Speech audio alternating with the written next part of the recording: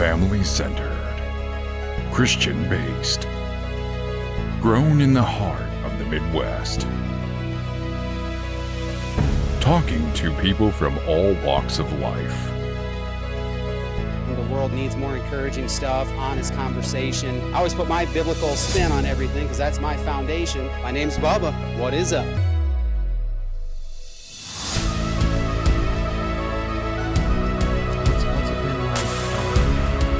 What's it like, without going into too much detail, or has anything funny ever happened at the ballpark when you're working, carrying the? Have you ever dropped anything?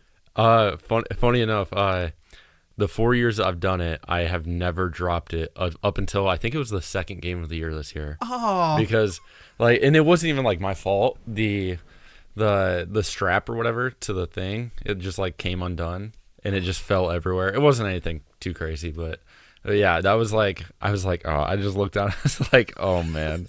But yeah, that was one funny thing. And then another time last year, they have the hot dog suits, where they race around. Oh yeah. Yeah, I did that with the beer. So yeah. Oh wow. Yeah, so it was so much fun. I was really nervous going into it because I didn't want to get hurt because it was one of the first days of the off season, and that was my first sprinting workout. Oh my so God. I was just running with this 30-pound container filled with ice and beer around the park. So are they closed? Are they bottles or aluminum cans, or are they cups? No, they're bottles. Okay, I was gonna say they can't be cups of beer, right? That would not work. Yeah. Dang, you beat them though, didn't you? Yeah. Of course. Yeah. There were two box seat girls that do the stuff around there. But, okay. Yeah. Okay. What is up, everybody? You have made your way to the best, fastest growing, real life, down to earth podcast on the market. If you're new, if this is your first time here, maybe you're only here today because of our guest, I promise you're in the right place. God doesn't make mistakes, including in your podcast feed or your social media feed. We're glad to have a chance to win you over and earn your support. We're trying to create something good here that not a lot of people are doing. We're trying to complete the trifecta here. We want to entertain people, but we also want to encourage people and challenge people at the same time. Okay, all three of those things. So let's get to it. Today's guest is one special young man. In high school, he spent a lot of his time above the rim at Wapsie Valley basketball, even winning a state title back in 2020. What a crazy year that was, but they got it done. That kind of athleticism led him to Central College and a spot on the track team as a standout hurdler and high jumper. He made the most of that opportunity and grew into a Division III national champion in the 60-meter indoor hurdles. But as that chapter is closed and now he's kind of eyeing Minnesota State for grad school this fall, the next chapter of his story is about to begin. Will that include competing in the U.S. Nationals and qualifying for a spot at the 2028 Olympic trials? I don't know. I hope so. Or does God have other things in store for this faithful follower of Christ who's seeking to have an impact in the sports psychology arena after college? Time will tell. Today we're talking with Gunner Meyer. What is up, man? Hey, thank you for having me. I'm glad you're here. I'm glad you're here. That little post we did when we were talking in the garage a few weeks ago, that thing kind of got some views. I was like, huh, yeah. All right, Gunner's got some followers. All right, let's go. Let's do this. So for the audience that doesn't know, we got a lot of local people that listen, but we also got people we just did a Women's Month giveaway of some pro-life jewelry from this pro-life company, and I think we only had one local winner. The rest were from California, Georgia, really? Alabama. Yeah, Wow. they were all south. One was Florida, I think. And I'm like, okay, it's because the lady I interviewed, her followers are all spread out. But we do got followers and listeners in almost every state. Last time I checked, anyway, we hadn't hit all 50 yet, but we're getting close. Uh-huh. But for the people that don't know, you were in my oldest daughter Bridget's class, right? Yep. So I always knew who you were. Watched you in sports and stuff, and when we were talking, I was like, yeah, I saw him in football in one year, but then not the next year, and so maybe we'll get into that a little bit later on. But my first actual memory of getting to know you or spend some time with you and your mom and dad was I don't even remember what year it was. It had to have been I think it was probably 2021. It's 21. Yeah, it had to have been 21. Maybe it was 22. Or 22. I think okay. it was 22, actually, because I think it was going into my senior year. Okay. Yeah, that's it. Yeah, that's right. Because, the COVID year was probably right before that. So we go, for everybody who doesn't know, small town Iowa, when you have your after prom party, the way we raise funds for that, instead of just asking everybody for money every year, is these kids and their parents, they go work the concession stands at an Iowa Hawkeyes football game. if every family does it once, that generates enough income. They pay us to do that, and that pays for after prom. So me and Bridget and her boyfriend, or now husband, and their family, and Gunner and his parents. I think there may have been some other ones too. Wasn't there a Sauerbrei kid in there in our group as well? I don't know. I want to say maybe like Parker Lansgard. I don't know. No, it wasn't him. It was a Sauerbrei kid, the one that did like he was into government and politics Brady? and stuff like that. Yeah, Brady and his mom. Yeah, we rode down with them too, and and I just remember from that day, right away, the lady with the vending company, she's like, no one was allowed at football games last year, so they're going to be excited. Everything is now cashless this year. That's another first. And we're selling beer for the first time. Mm-hmm. That's a first. She looks at us. She goes, you guys are in for a day. This is the first game. This is the home opener after COVID. They're now selling beer, and you're going to have to tell a lot of people no cash. Like, you're in for a day. Just settle in. And she was right. It was a crazy busy day. And I knew right away when they were giving out assignments, I was like, I want that popcorn machine because I ran one of those at church many times. I know how to do it. But I looked at you and I was like, you got pretzel duty. Tell me about, because I was watching you the whole time, and I felt bad for you. It was probably the toughest job in there, but how did you handle the pretzel? I mean, if I'm being totally honest, I don't even really remember that day a whole lot. It's kind of like a blur, but It should be a blur, dude. But I mean, I just remember like it was pretty chaotic, and I think maybe at one point we ran out of pretzels, so like I was just kind of like sitting there, just like, what do I do? Yep. You know, but yeah, it was. I mean, it wasn't. I don't think it was as bad as you're making it sound like. I think it was still kind of like, I don't know, a little relaxed. True. Yeah, you didn't get worked up or anything. Yeah. But if anyone, next time you're at a concession stand and you see that pretzel oven or pretzel warmer, okay, it's a spindle with a bunch of arms coming off of it, and you can put however many pretzels on each arm. But the pretzel you put on first is the one that gets warmed up the fastest, but it's in the back, and you've got colder ones in front of it. So you kept trying to, you had some sort of system where you were trying to get the warm, you didn't want to hand people cold pretzels, but I heard at one point you had to tell them, like, if you want a hot one, it's going to be a few minutes. Yeah. And I was just like, I couldn't have kept track of it because Yeah. they all look the same. Yeah. I think there's maybe like 2 different levels. So I probably put the colder ones up top, or maybe the colder ones on bottom, and then, just kind of like cycled through them. And then I think I was feeling them too, because like through the gloves. Yeah. I think I could kind of like, get a we feel wore for gloves, how- people. He wasn't actually skin to pretzel contact there. Yeah, that was my first introduction to hanging out with you, your dad, mom all day. It was a day, dude. Like you said, it was a blur. By the time we were done, I kind of enjoyed it though. I mean, I remember yelling at people like a vendor going up the stairs at a game. I was just yelling, "Get your popcorn here!" and all this stuff, and it was fun. You got to make the most of it sometimes, because that could have just had you. We could have all had negative attitudes and just been down, but just put your head down, get to work, have some fun with it. That was fun. So that was the first time. Yeah, I ever probably heard you talk, spent some time with you, got to know your dad a little bit, had some laughs, had some fun. So, but this episode is going to be about you. So we're going to go back to the beginning, tell the audience what it was like being a young kid in small town Iowa. Yeah. I mean, I feel like my story growing up isn't too crazy. Sure. I mean, it's pretty basic, but yeah, I grew up in the south side of Fairbanks, so used to grow up in the trailer court down there with my grandma right across the street. Okay. So that was always nice, like just being able to go right across and just talk to my grandma, or spend time with her. And then growing up, I was always involved with sports. I mean, like most people are, or at least most kids in a small town. So I would say always growing up, and again, like a lot of kids, like I wanted to be a professional athlete. Yeah. Growing up, it was, I'd say probably from like first grade all the way up until like 6th grade, maybe 5th grade. It was always about being in the NFL. So, oh wow. Yeah, okay, my kind of kid. yeah. So it was always about the NFL. But then like once I kind of like stepped into basketball, I was like, oh man, like I really like basketball. So it kind of turned into basketball being like an NBA player. And it's funny, I actually have so in 7th grade we do like the, what do you call it? Where you write down something to your future self. Yep.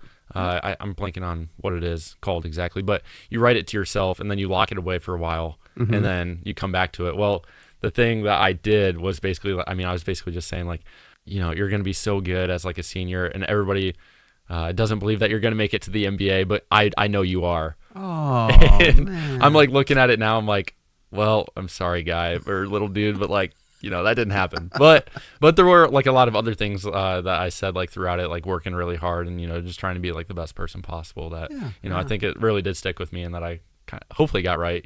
But yeah, so that was pretty much like what it was like growing up. Really just involved with sports.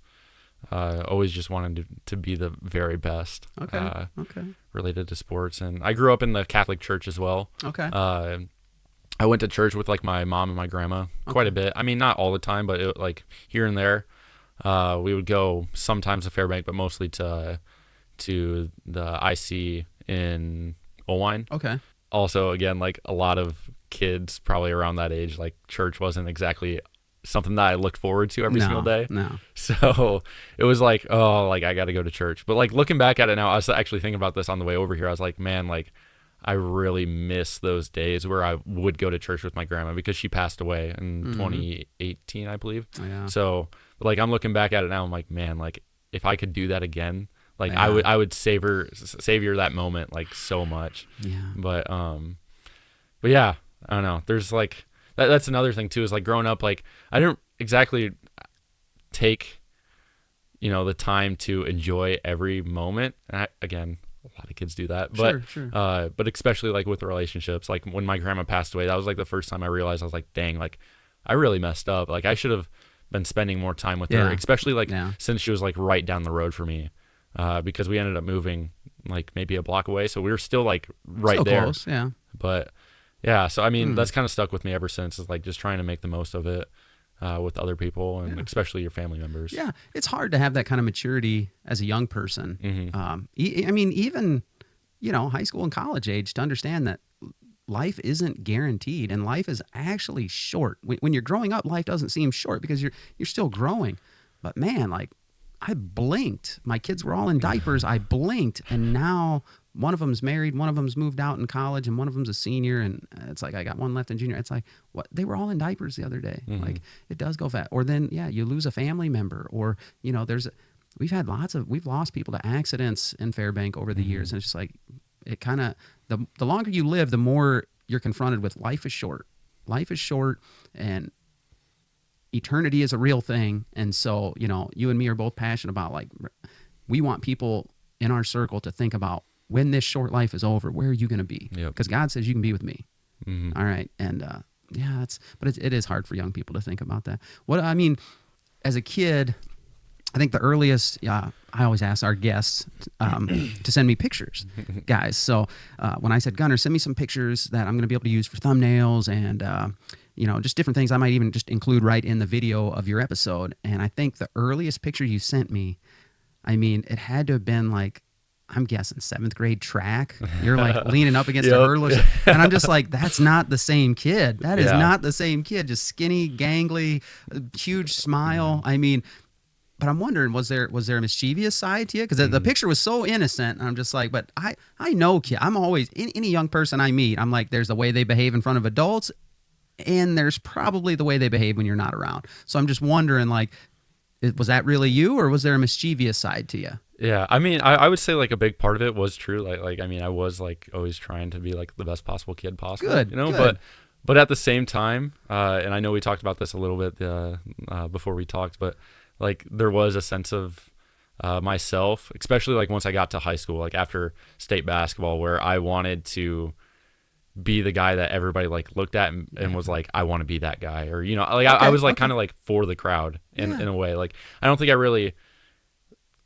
people were really able to tell, but like inside that was like really all it was about. And that's kind of it's funny because, and I'll probably get into this a little bit more, but like once I got to college, and especially like my last meet ever, like it was the total opposite. Like I didn't care about what other people thought. I didn't care about anything like that. It was all about God and just enjoying the moment, enjoying like everything like that. But but it wasn't that way in high school. It was you wanted to be the man. Exactly. You wanted to be the man. Yep. That's I've said it on here many times. I said that's what we call big fish in a small pond syndrome, man. But you actually made it to. You had the skills to make it to the college level to do things. I had that syndrome, and like we won like 4 games of football in high school. But you would have thought we were undefeated, state champs, all that stuff. And it's like, why are you acting like that? Big fish in a small pond syndrome, man. But that's cool knowing that. You had that it was almost like pride was getting to you. I want everyone to look at me and see what I can do. But then by the time you get through college, bro, like you get a relationship with the Lord going strong, and it's like in comes that humility and that thankfulness, and then just an attitude of just grace, like, yeah, once you experience God's grace, it changes your perspective. It does. So for sure. So yeah, let's talk about those high school years a little bit. Everybody knows I'm a football guy. I mean, I like basketball. Yeah. So right off the bat, let's just get those. You said when you were younger, it was all about the NFL. So what's your team? It was the Colts. I mean, I still say the Colts. Man, when the Deflategate happened, after that, it was all downhill. I was like, because I was like literally crying. I'm pretty sure that day when they lost against the Patriots, that was like the most invested I've ever been in a sports team. And then that happened, and I was like, this sucks. See, this is why you and me, I knew we had a connection, and that's what it is, because I'm a Raiders guy, and the Patriots dynasty doesn't start if that horrible call in the snow game in the AFC divisional game doesn't happen. Brady was bringing the ball down. He's no longer in a passing motion. That would make the ball a fumble. The tuck rule doesn't even exist anymore. It was misapplied. We win that game. We probably go on to win the AFC Championship, win the Super Bowl. Patriots dynasty doesn't even get started.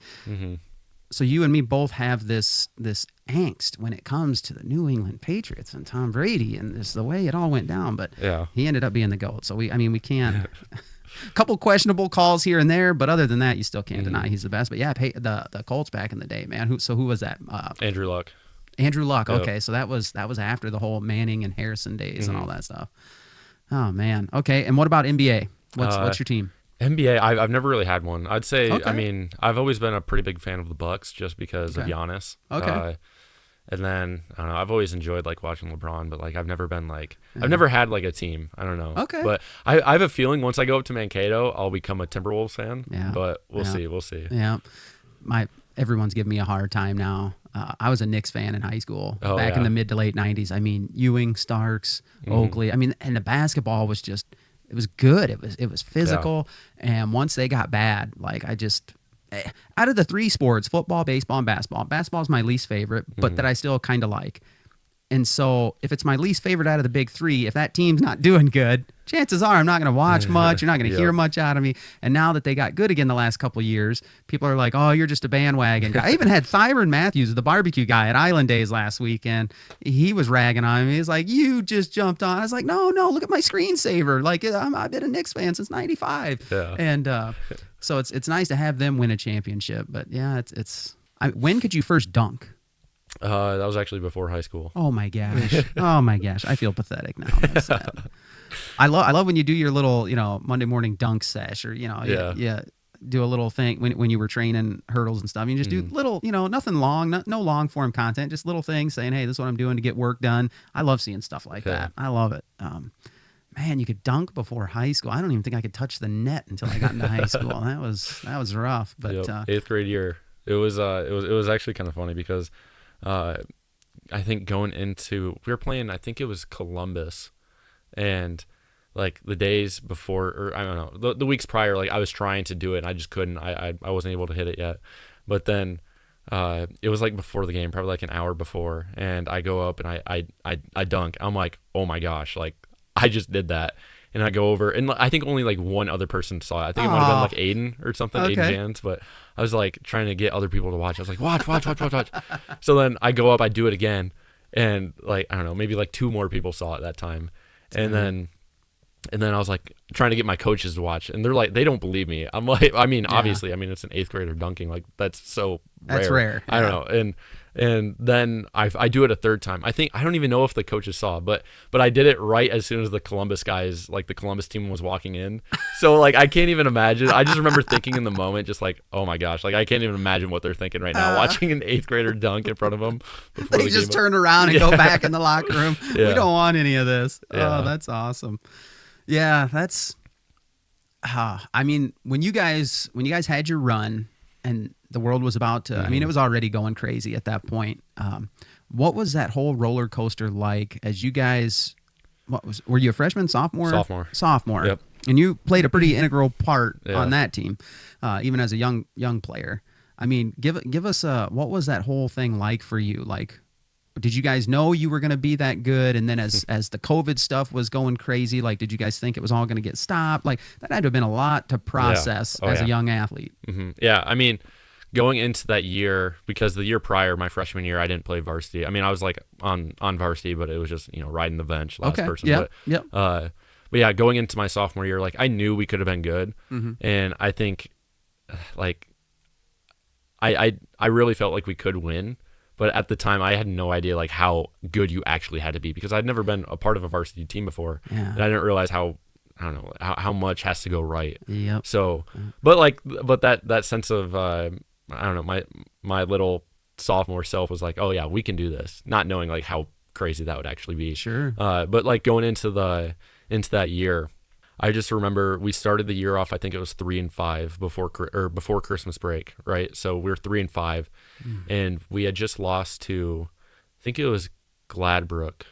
I think it was GR. Okay. And I just remember sitting out in my car, and I just cried. I was like, just sitting there thinking like, we are wasting our talent. Yeah. And I just sat there, cried for probably like 30 minutes. I'm like, I can't believe this. And I'm like, I need to do something different. And then I think it was probably like a few days later, Blade Bellis, like he sent a text to our group chat, and he's like, guys, we need to like be better. So he's like, we are all going to stay after practice, like doing like make like 50 or 100 free throws or something like that. I like it. So yeah, and I think that was like the turning point. I think what Blade did in that moment was what set us up for the rest of the season, because after Christmas break, I'm pretty sure we went like, I think it was like 17-2.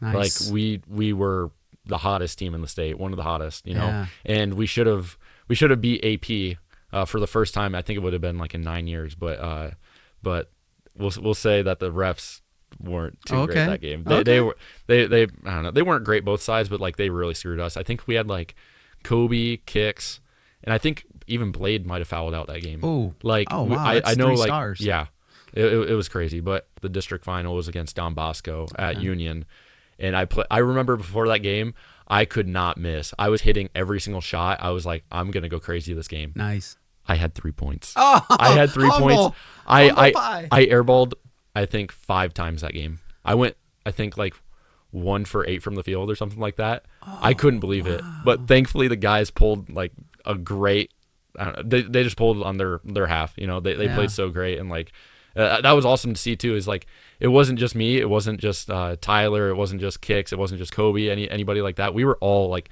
we all had a role, and like we all knew what our role was. So like if one person was having an off game, like we weren't screwed. And I think it really showed on that game. It showed on so many of the other games when other people weren't having the best games. But and then the first round of state, the quarterfinal, we played against, we were the 8th seed, 1 versus 8. It was against Lake Mills, and I just remember like everybody, like, I mean, we're like thinking like, oh, we're gonna win, and then we actually do win, and we win by 4 points, and like it was the biggest upset like ever, because I mean that was the first ever time an 8 seed beat the 1 seed, and I think that's still what it has. I don't know if any other 8 seed has won, or beat the first seed. I know no other team has won actually as the 8 seed, but yeah, it was so crazy because everybody was looking down on us. Nobody expected us, and then we come out, we beat them.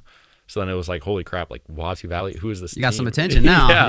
Yep. And then the next, I think it was either the next day or on Wednesday, we played against Montezuma in the semifinal, and that was when I had my putback dunk. That's it. I wanted to ask you about that semifinal putback dunk. Let's go. Yeah. So that was well, it's funny too, because against Lake Mills, I remember after the game, or maybe it was halftime. No, I think it was after the game. Kobe Reese, he came up to me and he's like, dude, you just need to stop going for putback dunks, because I'd never gotten one before. And he's like, you just need to get the rebound and score. Then the next game, I actually get a putback dunk. And I think he said something to me after the game, like I was wrong or whatever, and laughed. My bad. Don't listen to me. Yeah. But it was so crazy. Like, I just remember, like, one of the things about that too was that night, I think I remember it was like 89 followers on Instagram or something like that, just from that putback alone. And that's kind of where that follower, like wanting the crowd, the attention of the crowd and just being one for the people, like that's kind of where that stemmed from, like a big part of it, because I was riding this crazy wave of like, this crazy high of basketball, but then also like all this attention that I'd never really gotten before, that I've always kind of like sought after. And then it happens, and then I was like, holy crap. And then we win state as well. And, you know, that's kind of like what you were getting at, is like, what was that all about? Well, COVID just hit. And like, I remember there was talks about whatever before the Montezuma game and all that. But then the state final against Bishop Garrigan, they were talking about it. And then we wake up the morning of, and we're just watching the news, COVID-19, coronavirus, whatever. And then I think Marty like says something to us down in the hotel lobby, like right before we're about to go. He's like telling us that only like 100 people can go. Yeah. Like only 100 spectators for our team. So like we're trying to, or maybe that was the night before, but it was still like something just crazy. Like we're trying to figure out who's going to be there. Like my mom, my dad, obviously, my grandma, grandpa, and we're trying to figure out the rest of the team and everybody's family. Yep. So like, It was like such a surreal feeling, like being in the state final, but it was also so like, I don't know, it sucked because like you're looking around and like against Montezuma, we're looking around and we're seeing like the entire stands filled. It's like, wow, like we're really doing this. And then we go to, you know, the state final, we're looking around and we're like red seats everywhere. And then just like this small group of people. That's wild. That's wild. I couldn't imagine being your age and trying to process that, especially knowing too, okay, so now you got this pride thing that's starting to kind of, you know, you told me, or in my notes, I got that, you know, gaining those followers and your ambition to have people look at you as the man, like it became a snare, like it became, and that's exactly how pride works. But then to have things get so twisted in just a blink of an eye, and all of a sudden, you go from, how could you play? It's kind of like, you know, LeBron winning the championship in the bubble. Yeah. Like, I mean, you're playing and people aren't there. Like, I couldn't imagine. I don't think I could have played high school sports. I mean, I know I could have, but man, there just had to have been so much things messing with you mentally at that point. But I got a little sports wall of fame out in my garage, newspaper clippings and stuff. I bring the newspaper back. Like, I mean, we've got a couple of small local ones and I love them, but I mean, I would clip out everything. And I got one of your guys' state championship things. I think Kix is like screaming like a madman or something. And I know exactly what picture you're talking about. Yeah. And I put that, you know, anything big that's happened to Wapsie Valley over the years or with my kids or anything, I kind of put on that wall in my garage. And yeah, that was a big moment, man. That was awesome. How does a legendary coach like Marty McCowan, which people have said, Bubba, you got to have Marty on now that he's fully out, he's not doing anything, like he needs to come. You need to have him on. So I haven't reached out. So now I'm officially reaching out, Marty, because I'm sure he's going to watch this because you're going to be on it. And you know, other Dwayne Foster, our head football coach, make sure Marty listens to this because I want to have him on sometime. So he goes down as this legendary coach in Wapsie Valley. How does he keep it all together at that point? Yeah. I mean, like I would say one of the biggest things about it all was just like he was so smart when it came to like what to do like matchup wise. Like, I mean, he just knew like how to take like specific guys out of the opponent's team out of the game like entirely. Like Tyler Ott, like he would just stick him right on him and just face guard him the entire time. Like Trey Shear from Montezuma, he was averaging 25 points per game. He only had, I think, 14 or 15 points just because we face guarded him the entire time. Yeah. Like Tyler just got under his skin and everything like that. I would also just say like having us be locked in mentally, like the big thing that he would always say before the postseason is everybody is 0-0. Okay. Nobody's better than the other team because it doesn't matter if you are undefeated going into the postseason. If you lose one game, you're out. Yep. Right. So that was kind of like our mindset the entire year. And like we had been building for this the entire year. And I remember him telling us like the job's not finished yet. Like we still have more work to do, you know? So like it's things like that, just keeping us on track and like keeping us motivated. And also like, you know, just being like a human, you know, like some coaches are so caught up in like, in just all about sports and this and that. And that's kind of like what I've like, because I plan on going into coaching, or at least that's what I want to do. Right. Yeah. And that's like a big part of like, of myself is like when I go into coaching, I want to like look at my athletes as like a human, not an athlete, a human. Yeah. You know? So, and I think he did a great job of that. Yeah. And I think a lot of like Wapsie Valley sports have always been like that when it comes to coaches. Yeah. I think at your small schools, that's definitely the positive side of it is you can actually almost have a relationship with those players.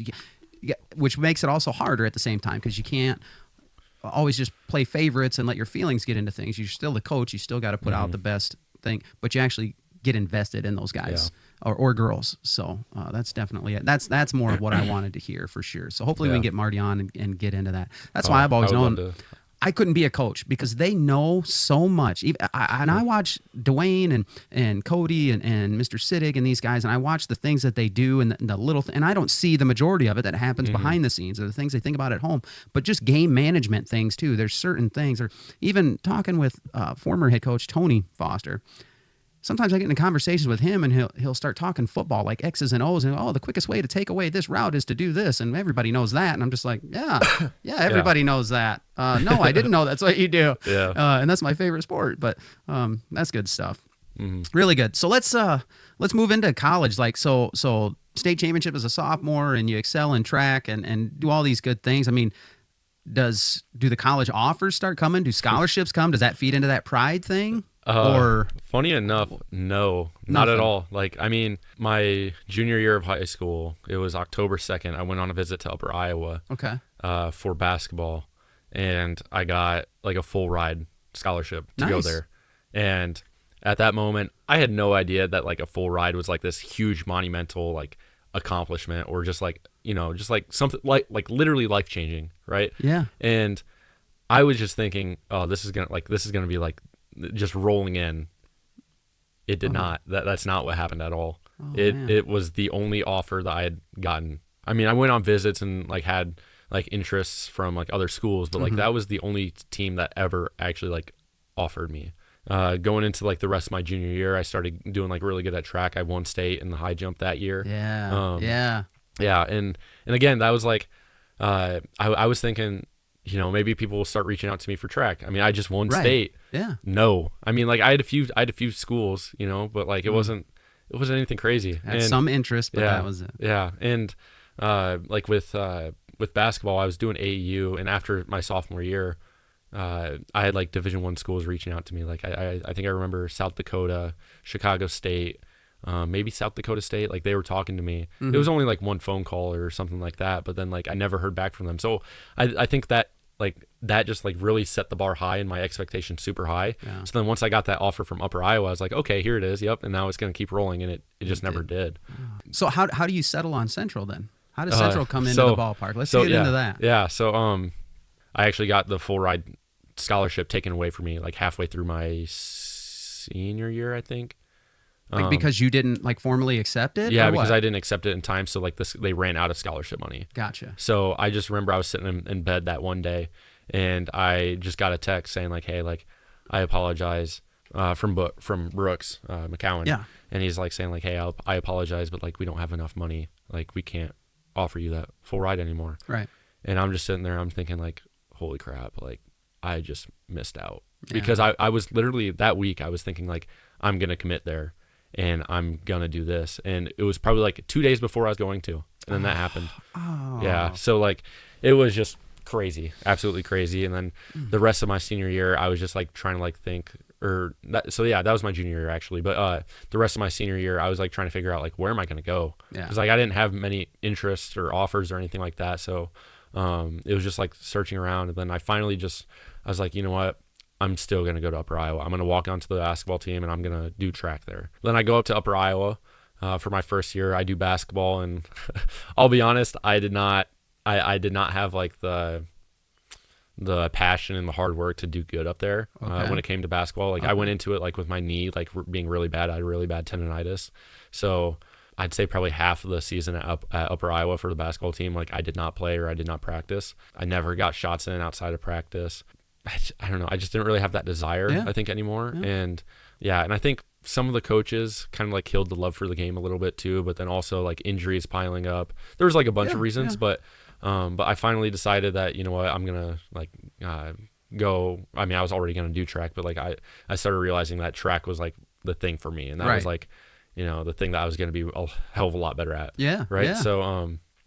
So track season rolls around, and then I start doing track there. We didn't have a track there either, just like Wapsie. So I guess we had an indoor track, but it was 150 instead of 200 meters. So like super tight corners and all that. And then we had to go to North Fayette to practice on their track. Yep. I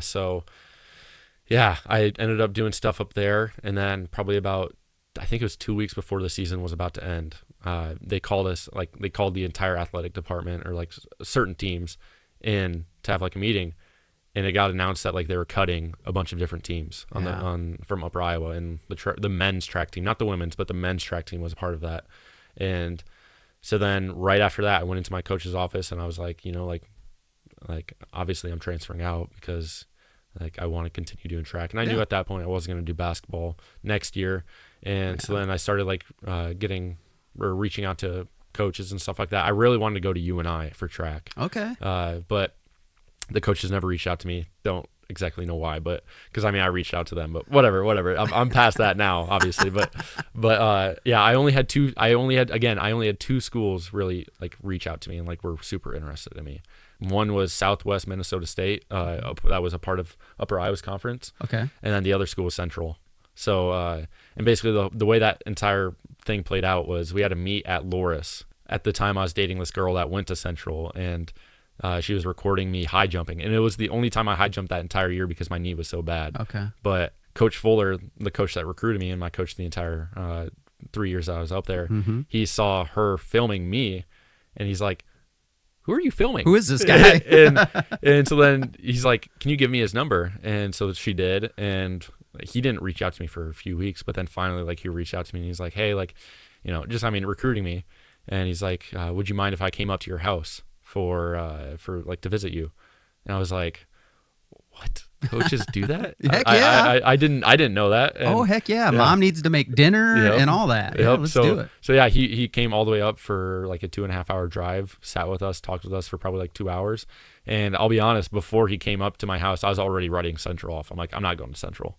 Like, I'm not doing it because I was like, I didn't want people to think that I was going to go there for the girl that I was dating. Yeah. And, but then once he actually came up and we actually had like a really genuine conversation about everything, I was like, okay, maybe I should like consider him a little bit. Yes, there. So I went to Central on a visit, and then I was like, yeah, like this is the place for me. I like it. Yeah. So then I finally committed, and yeah, so I love it. So then I went to Central. See, that's young people listening. That's the message you take. I told my son's a junior. He gets to go on a couple visits. He doesn't want to play college football, but I was like, if these coaches ask you to come on a visit, like, just go. You earned it. Yeah. You put in all the work. You gotta be good enough. It's almost like take it as a trophy that they're giving you, even if you don't want to do that. You don't know until you act. And what happens? He goes on his first visit as a junior, and he goes down there and he's like, oh, I actually liked it. I liked it. Not everyone's a monster down there. This is smaller school stuff, you know. Where'd he go? Cornell. Uh-huh. Invited some junior. They had a junior visit, and so 3 of them went down there, and he's like, yeah, it was cool.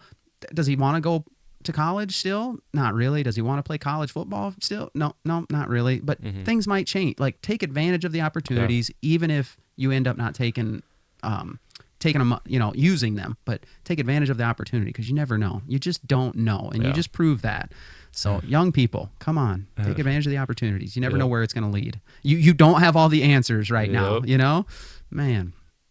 Shout out to the coach. What was his name? Coach Fuller. Coach Fuller. I mean, that's how it's done. I'd love to be a recruiter for a big time college program, man. You go meet the family, you know. I love that whole atmosphere. So he gets you down for a visit, and you say, yep, this is it. I think I'm leaving Fairbank. I think I'm going to Pella. Is that it? Pella. Yep. Oh, the Dutch, man. I'm just gonna let you run with it, man. What was it like from that moment? What was it like leaving home, and then what was it like your career at Central? So yeah, I'd say like the first year was like, it was awesome. Don't get me wrong, but like I realized I was not as close to like the people down there as I was with like the people at Upper Iowa, like my friends. Okay. And for whatever reason, I thought that was never going to be the case, that I would like grow into be closer with them. But like sports was amazing. Like the facilities were so much better. Oh yeah. Like not to diss on Upper Iowa, but like the coaches were so much better in their own ways. And I felt like I was really just developing into like the person that I wanted to be there. And that's what I came to realize that it was all about. Yes. I loved the people at Upper Iowa. I loved the guys and all that, but like it was not a place for growth, I would say. Exactly. Okay. Like if I wanted to become the person that I wanted to always be, and that leads into like sports. My first meet there, I high jumped for I would technically say the first ever time since high school, even though I high jumped at one time at Loris when Coach Fuller saw, but like I wouldn't count that because I didn't have a coach and all that, so it was just kind of me on my own. Just doing it. Yeah, but I ended up jumping 2 meters, so it's 6'6" 3/4", and that was a PR by almost 2 inches. and I was like riding this wave of a high again, like kind of like in high school. Wow. You know, I was like, holy crap, like I'm still like pretty dang good at this whole thing. I'm still the man.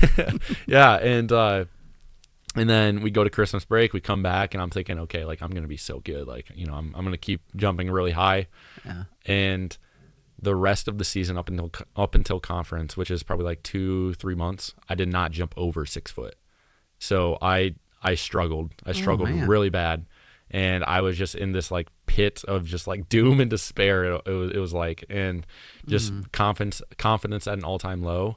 And then we go to conference, which was at Dubuque, and I just went into it with like a positive mindset, just like trying to, you know, just bounce back. Yeah. And I did like a lot of like sports psychology stuff, which I think that kind of stems into like what I want to do later. But I did like a lot of visualization before that competition, and I ended up PRing again by almost 3 inches, like, which is crazy. Like I triple PR'd, I think, that day. Wow.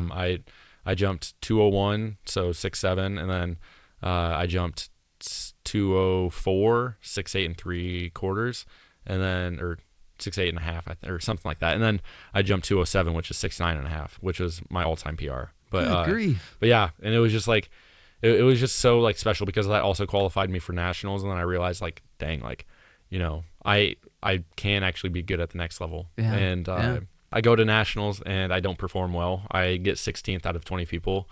And I think I was telling you this before, but like before I went to nationals, I was thinking, like, before I even competed, I have a chance to be a 1, 2, 3, 4, 5, 6-time national champion in the high jump. And I go out and I get 16th out of 20 people, and barely get second team All-American. That was the cutoff, was like the top 16 people get second team All-American. Okay. And I realized in that moment, I was like, dang, like I can't get too far ahead of myself. Yes. And so then it comes to outdoor season, and I start to get better at hurdles. I PR in the hurdles. Nothing too crazy. I was still like maybe like the second or third best on the team. Okay. And then high jump, I'm struggling. Like I'm struggling again. Like I'm not jumping anywhere close to what I was jumping indoor season. And then we get to outdoor conference, and I crap the bed in the high jump again. I jump, I think, like maybe 6'2" or something like that, and I get like 5th place or something like that. But then I kind of take that out on hurdles, and I have this huge PR in the hurdles. I PR by almost by half a second, and then I was like, holy crap, like I can be like really good at this whole hurdle thing. Focus on the hurdles. Yeah. So in that time I ran 14:44 at conference, and that was like, I think it was a little over a 1/10 of a second off of nationals. So I knew I was close. I knew I was close to making it.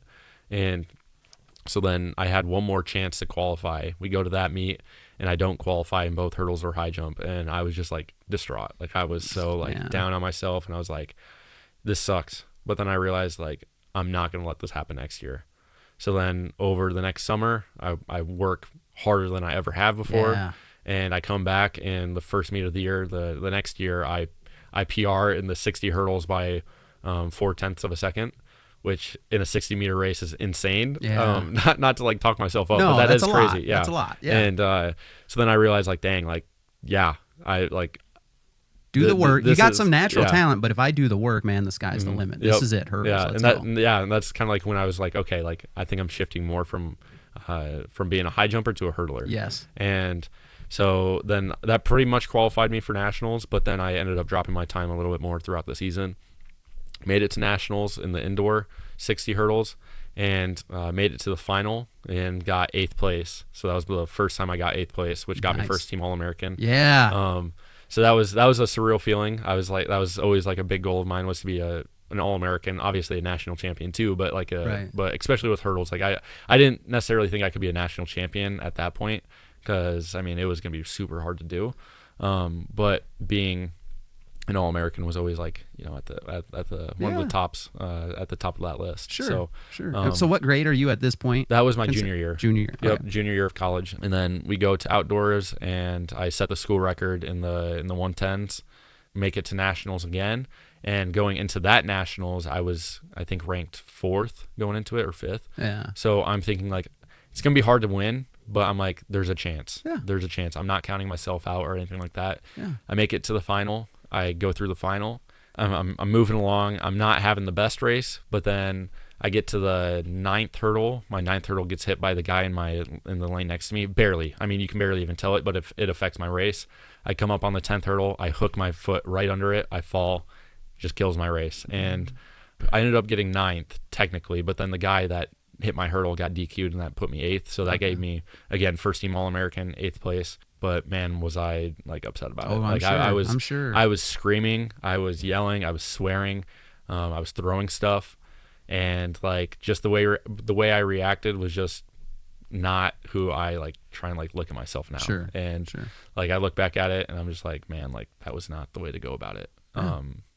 And obviously it's a tough moment and all that, but you know, there's better ways to handle it. But then that kind of plays into my whole senior year. Again, that summer, I'm like, I'm not going to let this happen again, and I'm going to be way better than I was last year. Yeah. And so I work really hard over the summer. I come back the next year, and I just remember there was one day I was just kind of having a rough day, and I had this chain, this cross chain that my dad brought down from home, because I was like, Dad, like, can you bring down this chain? Which is a totally different one. It wasn't this chain. I was asking for a different one. I'm like, can you bring this one down? He brings that chain down. I'm like, looking at it, I'm like, oh, man, like, okay. Put it in my desk. That's the wrong one. Yep. I'm like, Dad, that's the wrong one. Whatever. Put it in my desk. I'm like, that's not going to see the light of day, because at this point, I was not in tune with my faith. I wasn't very religious or anything like that. Gotcha. And I had not accepted God into my life. But I throw it down in that drawer, and I'm just like, that's not going to see the light of day until I move out. Well, that one night, I'm having a rough night. I open up that drawer, I pick it up, I start looking at it, and I just start crying for absolutely no reason. Yeah. And I knew in that moment it was like God calling me, like saying, like, it's time. It's time for me to accept him into my life and like actually, you know, live a life for him and out of the world. Yeah.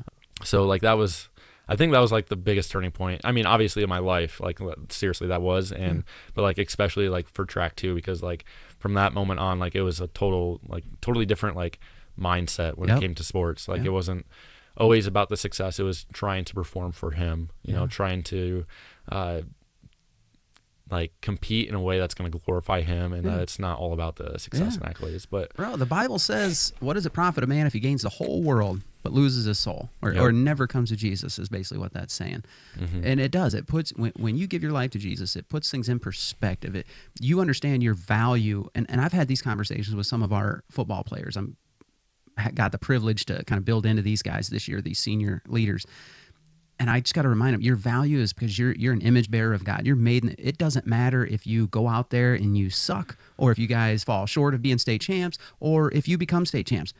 Eternally, that is of, you know, minute value. That's just temporary. Yep. So when you say stuff like that, like I hope these young guys take that advice and say, because they already, you know, they've fallen short in certain areas, and now they're in that phase where you are in those summers. They're like, we were so close last year. We were one game away from playing for a state title. If we work that much harder, you know, we can get there. Will we even get to where we got last year? You don't know. It's because, like you said, when you get up into those top, like when you were talking about state basketball, when you get up, when there's like, say, 10 teams left, they're all good. They're all tough. Like almost, give or take, almost any one of them can beat any one of them, kind of thing. And you realize, this is tough to get to this spot. But I love what you're saying, man. Just that stuff.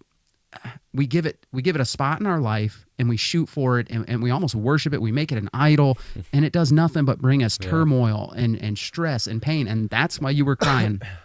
That's why you broke down that night. It's like God is trying to tell you, like, Gunner, I want you regardless of anything else.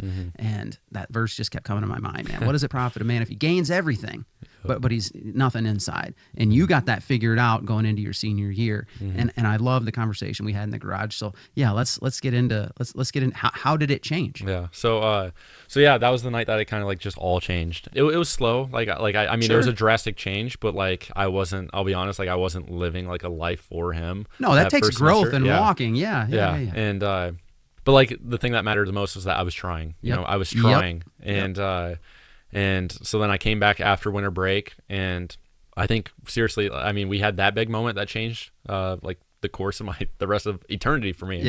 And but then the thing that really changed was one of my meets at Nebraska. It was like a big meet. There was 4 of us, like 4 of the like pretty dang good athletes on the track team going there to compete with the big dogs. Yeah. So we're going there. I'm doing hurdles and high jump, and I have the prelim for the hurdles. And at this point, I'd also keep in mind I broke the school record, conference record, and I was like number 1 or number 2 in Division 3. So I was like, okay, like I have a chance to win this meet against a bunch of like really good Division 1 guys.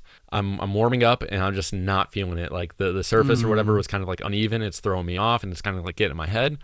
And I'm like, it's all right though. Like it's a big meet. I'm gonna bounce back. Like in the big moments, like I'm gonna shine. Just show up. Yeah. And I get in the blocks and we go out, and you take 7 steps to the first hurdle. At least that's what I was doing. I switched from 8 steps to 7 steps that year. So I was still kind of getting used to it. I ended up 9 stepping because I wasn't comfortable with the 7 steps because it's a lot longer. You have to cover more distance. Yeah. So I 9 stepped to the first hurdle, instantly kills my race. I'm like, okay, well, I'm still going to finish hard. So then I go over to the second hurdle and I hit it. I fall, hit my head, scrape everything. And in that moment, it wasn't about track. It was, I remember thinking, like right away in that moment, just like looking up and just like, I didn't pray, but I wanted to. Yeah. In that moment, it wasn't about track. It wasn't about, falling. In that moment, it was like, God, thank you for doing this for me. Thank you for showing me like that it's more than track. Yeah. Like that was the moment when I was like, oh, this is like what it means to put God first. Yeah. And, it was just really special. And compare that to how you felt, the year before, yes, right? Exactly. Cussing, swearing, Exactly. You let the emotions get the best of you. Yep. Now this guy knows, like, yeah, I wanted to win, but in the grand scheme of things, there'll be other opportunities to win. Like, I have the most important thing, so I can pick myself up and move on. Gunner, I love that stuff, man. Let's keep going. Senior year, how does it? How do you keep growing? How does it go? Yeah. So then I'd say like the next big thing was nationals indoors when I won.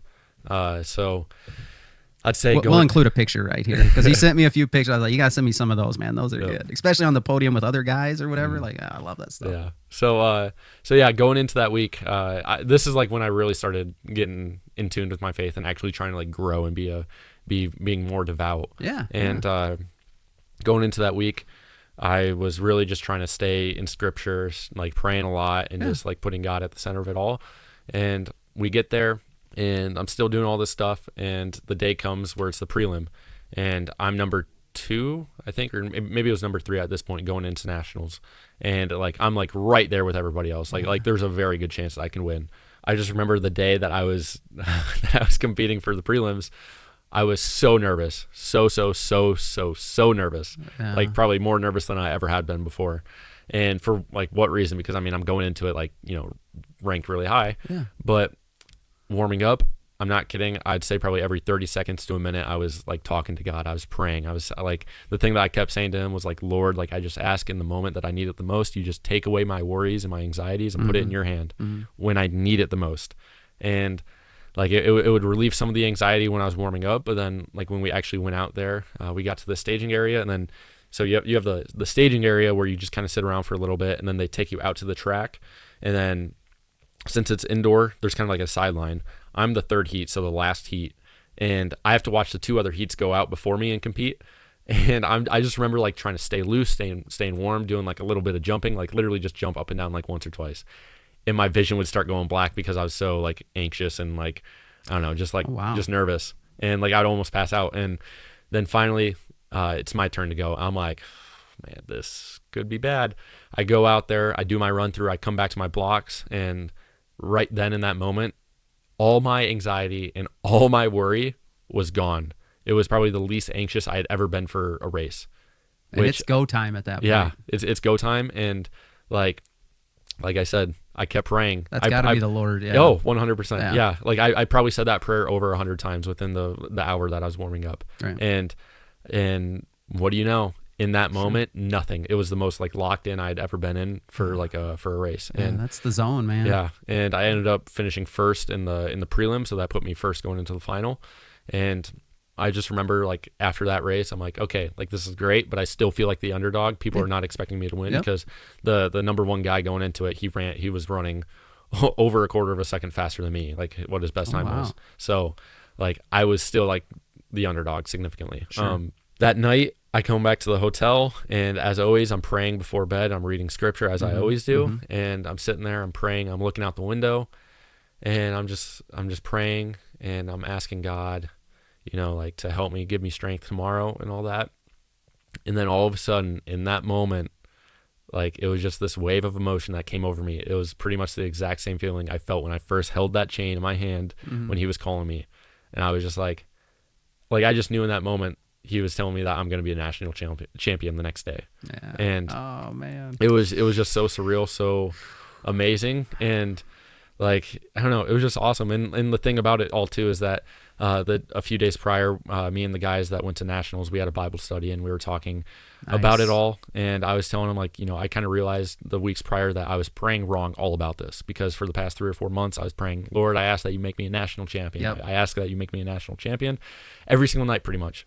And then a few weeks before, I'm like, I don't know if that's the best way to pray for it. right. And so then I tell the guys that, and Jack Brown, he was basically telling me, like, every prayer is still a good prayer. Like, he just wants to hear you talk, hear your voice. But maybe like a way that you go about it differently is just giving him thanks, giving him glory, and just showing how grateful you are. But then like asking for just like the outcome that he wants for you. Yeah. And so then I started doing that, and I was kind of doing that a few weeks prior, but like that's when after that Bible study, that's all the prayer was. It wasn't asking for a national champion or whatever, but it was just about like what he wants for me. Absolutely. And we go into the final that Saturday, staying in scripture again, like I always do, praying a heck of a lot, warming up again, saying the same prayers. And again, it was the same surreal feeling. Like we're out there just about to compete, still like really nervous, not as nervous as the day before, but like, again, I get out there and like just no anxiety, no worry. And I'm just like looking around, soaking in the moment, just looking around, being like, dang, like God has done this for me. This is awesome. Yeah.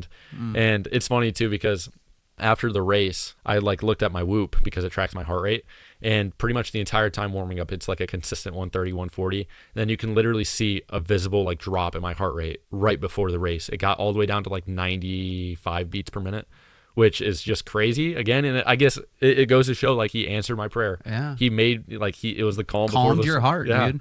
And Wow. the gun goes off. I get out, and it was like one of the best starts I've ever had. And my blocks have always been terrible. Like I've always been like one of the last people to the first hurdle. And I was still like one of the last people, but I was like at least like competitive with people. Sure. And we get through the race, and I'm like at the 5th or 6th hurdle, or the 5th hurdle. And I'm like right there with everybody else. I cross the line, and I'm like, I think I might have won. I turn around, I'm like looking around, bouncing up and down. And then I see Eli Etherton, a guy from Nebraska Wesleyan in the same conference. He won it. I was like, dropped to my knees. I'm like, dang it. I fell short. Yeah. But then I get up, and then like I'm sitting there like just kind of like in my thoughts like for 10, 20 seconds. I'm like, dang, like this sucks. And then I'm like realizing, no, I've worked so hard for all of this. Yep. And like Yep. this was God's plan all along. Yep. And then I'm just like happier than I probably ever have been before, like Yeah. I'm so Yeah. happy. I go over to Eli, and I'm like, dude, I'm so happy for you, bro. Like you've been through so much. He's dealt through so many injuries and stuff like that. Yeah. So yeah, we're sitting there for probably like 10, 20 minutes, waiting to do the awards on the podium. And then Eli, he was telling me, he's like looking over as coach at the protest area. He's like, I'm going to go see like what that's about. Like, I don't know if I'm getting disqualified. He ended up getting disqualified, and that made me the national Number champion. one. Oh, And wow. as awesome as it was, it sucked. Like it hurt me so much, because like I'd done that twice. Then the year prior at outdoor, I took that guy's his 8th place trophy away from him, and then I do it with the national champion. Yeah. And I'm just like, this sucks so much. But like, it was still so like surreal. Sure. And like the thing that was probably one of the best things about that entire weekend wasn't the fact that I won it. It was the fact that Eli like showed to me like what it takes to like be a true man of God and have like a strong character, because he came over to me, he's laughing, he's smiling, he's like, dude, no, you earned this. Yeah. You earned this. Be happy. Yeah.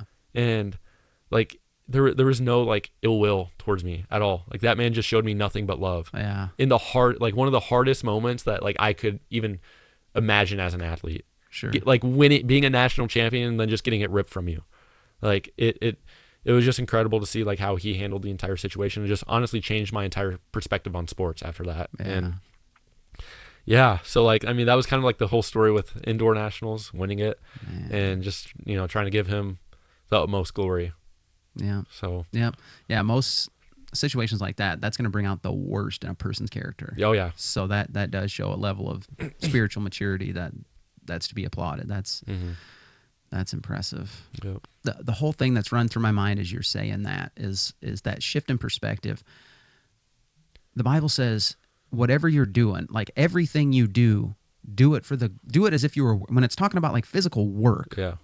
do it as if you're working for the Lord is basically the verse. I can't think of the reference right now, but it's like whatever you're doing, do it as if you're doing it for the Lord, whether it's work, job, sports, whatever. And once you kind of shifted that, it's kind of like those prayers start to change to, God, I just want you to be glorified in it. Like if that means I win and I give praise to you, great. If I finish second and then I find out I won, or if I finish eighth, whatever it is, like that's what I think God wants. Like he just wants, like, give the glory to him. He's given you these abilities. Yes, you had to work for them, but you had to develop them. You had to work for it.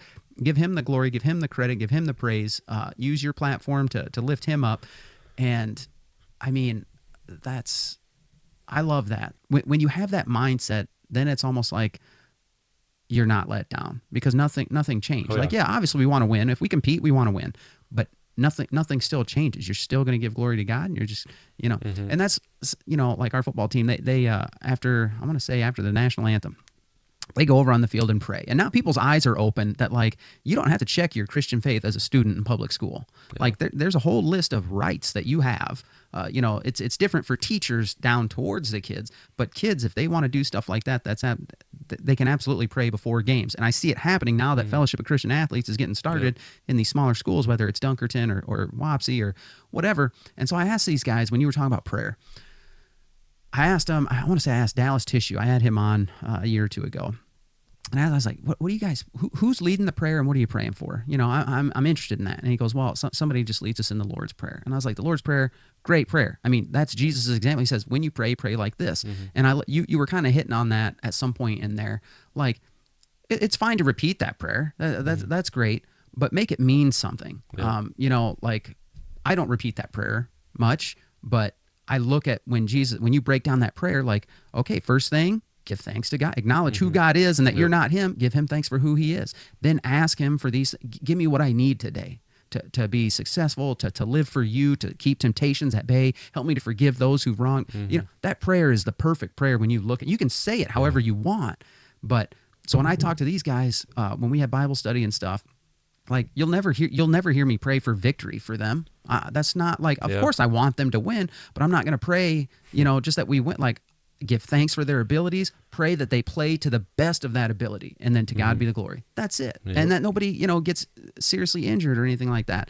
And when you kind of shift your focus to that, bro, you're saying it's a much better athletic experience, life experience, and you're starting to see fruit, around you as you're doing these things. So, yeah, let's talk a little bit more about outdoor and how the faith aspect kind of grew in athletics there as we start eyeing the end of your episode here. How does it all wrap up? Yeah, man. I think you said it the best. Like, just the change in perspective. Like me, like I can speak for myself. Somebody that's one state in both basketball and track, not having, like, not accepting God into my life at that point, and just like enjoying it that way versus winning it with God. Yeah, and just like going about it the way I did. Yeah, was so much better, infinitely better than doing it, as a little sophomore or junior in high school. But yeah, like it was just incredible, because then it was, I mean, going into outdoor, I had the expectation to still win it. Like when I went out there, I ended up first meet of the year. I had a crazy time. I ran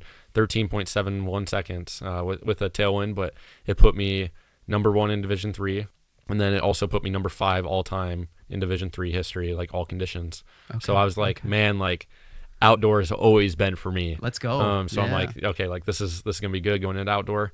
Long story short, high jump starts going well too the entire year. Like, okay. So that was cool. Seeing, just the fact that that started kind of creeping up again. Almost made it to nationals for both indoor and outdoor. Didn't though, but it was kind of like a lesson in its own. But but hurdles still going well, obviously. And then we get to nationals for outdoor. We ended up going there.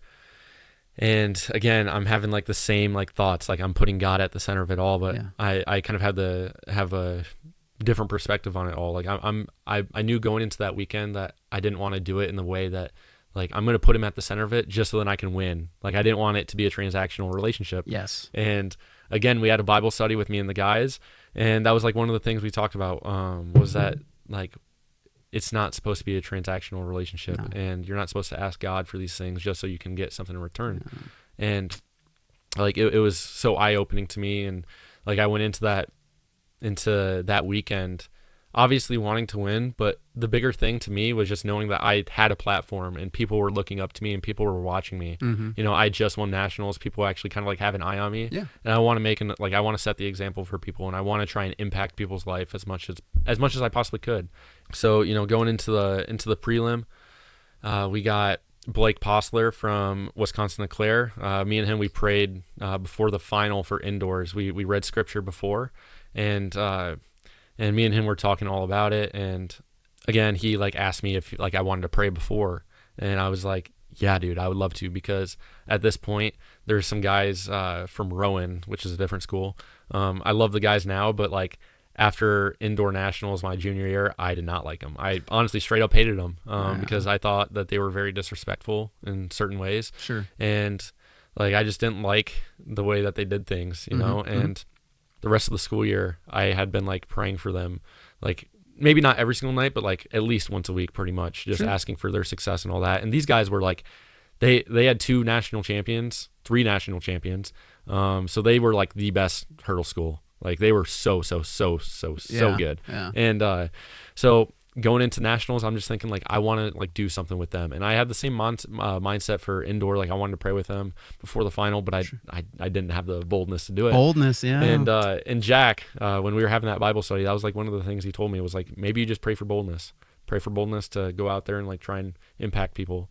So that was what I tried to do the entire weekend, like I said. And going into that prelim, me and Blake, we prayed with a few other guys too. It wasn't everybody, but we prayed, and then we run the prelim. I make it to the final, and then the final's the next day, and we go into the final again, praying before, reading scripture in the waiting area, staging area, and we're walking over out to the track, and I ask Blake, I'm like, hey, we're praying again today, right? And he's like, yeah. He's like, I kind of want to get everybody in on the prayer. I'm like, I do too. In my mind, I'm like thinking like, this is what I've been like praying for pretty much the entire year, is to pray with these guys from Rowan. Yeah. Like it's a total flip on like, on my perspective of them the year before versus this year. And I felt like that was the ultimate like way to just like change everything. Yeah. And lo and behold, that's what happens. I get to pray with the guys that I literally hated. I hated their guts the year before. Yeah. And then I get to pray with them, and I get to have conversations with them after the race. And you know, speaking about the race, like the race doesn't go good. It doesn't go good. I get 8th place again. Oh. 8th place my first time, 8th place my second time, first my third time, 8th my last time. 8-8-1-8. But man, like the experience going into it, like I'm just praying, like, you know, I was so content with whatever the outcome was. Yeah. Like I didn't care. Like obviously I cared. Like I wanted to win, but like it didn't bother me either way. Like whatever the outcome was going to be, I didn't care. Yeah. And you know, after the race, like I realized like I held true to that. Yeah. You know, I was actually having the race of my life. I was right there with everybody. The guy that won it ran 13.42 seconds, and I was right there with him through 6 hurdles. I think I probably would have ran probably like 13.5, which would have been a huge PR for me. Sure. But I hit like the 6th hurdle, killed my race, finished almost last. I crossed the finish line, and it wasn't rage. It wasn't like it wasn't rage. It wasn't being upset. Yeah. It was peace. Yeah. Which is crazy. My last ever race, and it goes wrong, and I look up and I point up to the sky. I'm like, thank you, Lord. Yeah. Thank you. Yeah. Like that's all that matters. And the first person I hug after that race was one of the guys from Rowan. and then I'm going around. I think I hugged everybody from that heat, and like it was just so special because like I said, the year before I hated those guys. The year before when I fell, I'm throwing stuff, I'm cussing, I'm saying the Lord's name in vain, you know, doing all these things wrong.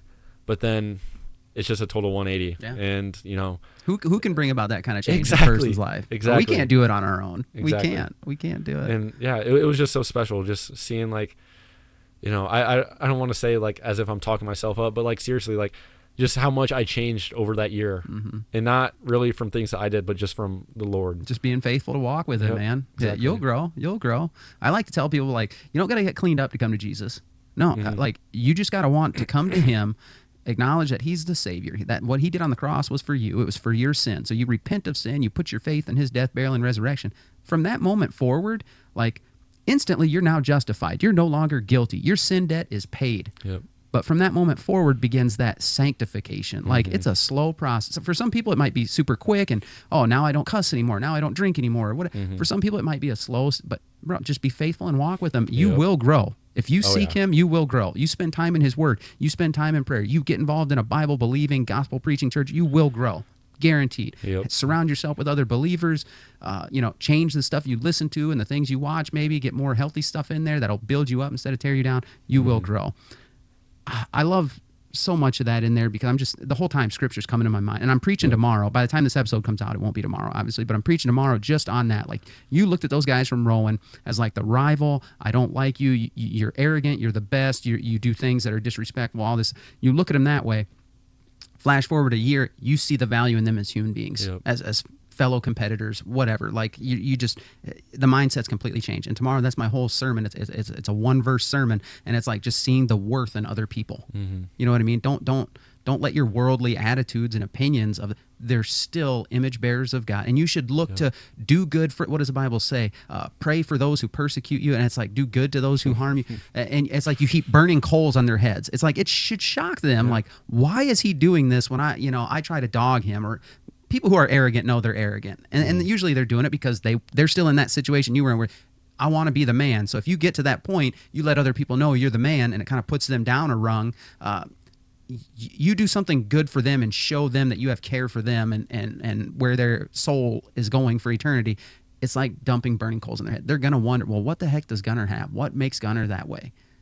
And then you just let the Lord do the work from there, man. I love that stuff. That's so good. Yeah. And like the thing, and when we first talked, after I got back and all that, and I told you like what I wrote on the back of my bib, Colossians 3:2. Yes. And then you're like, you just flip around and you Got show it me right the bracelet. here. Yeah, it's on the bracelet. Yep. I just looked it up again. Yep. And that was the thing that like I kept in mind the entire weekend, was like being focused on the heavenly things above rather than the things of earth. Yeah. This is temporary, dude. Exactly. Every trophy you got, everything that we think is special in this world, what does the Bible say? It says thieves can break in and steal, moths and rust will destroy. But bro, the things of God, that's forever. That is forever. And that's why I'm always going to point people up. You want hope, you want peace. Like you said, that moment of peace, that we can't create that in ourselves. Not in this world. We're never going to have that true peace, not permanently. Bro, I'm telling you. And I think the worse the world gets, or the more people live and experience things, I think they get it. I think they start buying into, I can't get satisfied the way I want to on my own, or by getting this job, or by winning this championship trophy, or no, it's not. It's good. Those are great. Those are fun, but they're temporary. It's not going to last. And I think people today, especially your age, I think more and more people your age are starting to look to God for their validation, for their hope, joy, peace, all the things the Bible offers. So I would say you're looking in the right direction. Look up, baby. Look up. Stop looking around. Look up. Yep. And yeah, like the whole thing that was special about it all too is like just the fact that it was like a total switch in that very last meet of my career. Yeah. And I mean, a little bit my senior year too, but like especially that last meet, it was not about the accolades. It wasn't about the resume. It wasn't about anything like that, because my entire athletic career, and I was telling you this, is that like that I wanted to win. I wanted to be like a state champion. And when that happened, I could hold up my resume to somebody and be like, oh, look at, I'm a state champion. I'm a national champion, all this and that. But then at the very end, I'm like, I crossed that finish line. I'm like, that don't matter. Yeah. That doesn't matter at all. I threw it out the window. I'm like, I'm not worried about the earthly things. I'm worried about the heavenly things, keeping him at the center. That's right. I love it. You'd rather say, I'll give you this trophy if this guy next to me comes to Jesus. You know what I mean? Yes. You know what? Yeah. You're hitting all my notes. Actually, you're hitting them. It's funny that you say that, because like in my prayers, like there was a guy in the prelim that day before the final. He fell, and like he had a really bad accident. Like he was knocked unconscious for like 30 minutes. And like, one of the things I was praying was like, Lord, if you need to take away from me to keep him safe. Yeah. Like I don't care. Yeah. I straight up don't care. As long as you keep him safe. And yeah, he was safe. I sent him a message the next day, or I think the day after. I'm like, hey, I'd never talked to this guy before. And I was like, hey, like, you know, I hope you're doing good. I'm praying for you, man. And he basically said like, hey, dude, like I really appreciate it. And he's like, I'm doing good. Sure. I'm Good like, deal. man, maybe the Lord the Lord came through. He took away from me to heal him and keep him safe. Yeah, So. you hear parents say that a lot. You know, they say that's the hardest thing is to watch parents to watch their kids suffer, and there's just like nothing. But every parent goes to that, like, Lord, if I could switch places with them, like I would, and stuff like that. And yeah, that comes from a mature, selfless place for sure. So where do we go from here? You're back here this summer, working at the Bucks, hauling beer up and down the stands, racing the mascots in the hot dog suits, and having a good summer. Next year we'll get you on at Lifeline. I can't believe we couldn't get you in this summer. Yeah. Still a little salty about that with them, but what's the future plans? Tell the audience what's going down. Yeah, well, I mean, it was kind of a stressful start to the summer because I was trying to find a second job because I know I'm going to need money next year up at Mankato. But thankfully I was able to get a second job. I don't know if I told you about that, but yeah, so the Lord came through with that because I was praying about that every single night, you know, just trusting him and trusting the process with that, and he came through. So yeah, that's kind of like what my summer's been so far. I still want to, even though I'm done with collegiate sports, I still want to try and compete for the U.S. trials. Like I want to try and make it for that. In the hurdles. That would be awesome. That's like one of the big goals. Let's go. Yeah. So yeah, that's kind of like the goal with the athletic side. I know it's going to be difficult because next year I'm also going up to Mankato for grad school to get my master's degree in sports psychology. Nice. So I'll be doing a lot of stuff like that up there. Obviously a lot of schoolwork. I'll be volunteer coaching with the track program too, training, and then probably also a job. So I'm going to have my work cut out for me for sure. But I'm excited, you know, just trying to keep positive mindset with it all and just wanting to actually like grow. You know, it's like it's probably going to be like the most impactful 2 years of my life up there. So, you know, going into it with a positive mindset and just knowing that God is going to be doing, you know, what's best for me and all that. So yeah, I mean, that's kind of like what my next 2 years are probably going to look like. I love it, man. And you just got to know if you get up there and you're doing the best you can and it's not quite going like, as long as you're following the Lord, what he wants, if you get your will for your life in line with what he wants, you're never going in the wrong direction. Even if you kind of maybe wanted to do this or do that or whatever, but you're never going in the wrong direction. He's going to use that not just for you, but for people. You know, you might have an impact on people. I know you're going to have an impact on people when you get up there. Sometimes we got to have that mindset. It ain't just about us. You know what I mean? Like you said, you knew people were watching you or whatever. Live your life for the Lord. He's going to use that in other people's lives as well. So I hope, running unattached, I hope you can get a spot to compete in the nationals and Olympic trials and all that stuff. I think my audience, I'm asking you guys, pray for Gunner, and all the kids who leave, you know, the seniors that graduate high school and they're heading to college for the first time in the fall. That's a shock. Gunner going up for grad school up there. Let's lift him up in prayer and just say, God, use him the best you can. Because the results aren't up to us, man. We're just called to be faithful. That's it. Let him do the results. So if people want to follow along, if they're new to this and they don't know who you are, this is the first time they've been exposed to your story, how can they follow you on social media and maybe keep up with the journey from here? I'd say probably, I mean, I have two different pages. I have my main Instagram page that I've had forever, which is, I think, Gunner.Meyer. Okay. And then I also have my hurdles and high jump page, which I just kind of like give summaries, recaps, and just kind of like show my training throughout. So, and I think that's called Gunner.highjump or HJ, and then something else, hurdles or something. Yeah. But yeah, you can show that. But yeah, so I think those are probably the two best ways. Definitely, guys. If you got a young athlete in your life or something, or you need something encouraging for your younger people, this is a good follow for sure. I'm interested to see what happens, but it's good stuff. Good stuff. All right, that's going to do it for part 1. This is a 2-part episode, guys. This is just the end of part 1 with Division III national champ hurdler Gunner Meyer, faithful man of God. Great testimony. Love talking with Gunner and getting to know him better. So I hope the things he shared, his story, I hope it encouraged you, enlightened you, maybe a little bit, maybe even challenged you. Maybe you need to make some changes.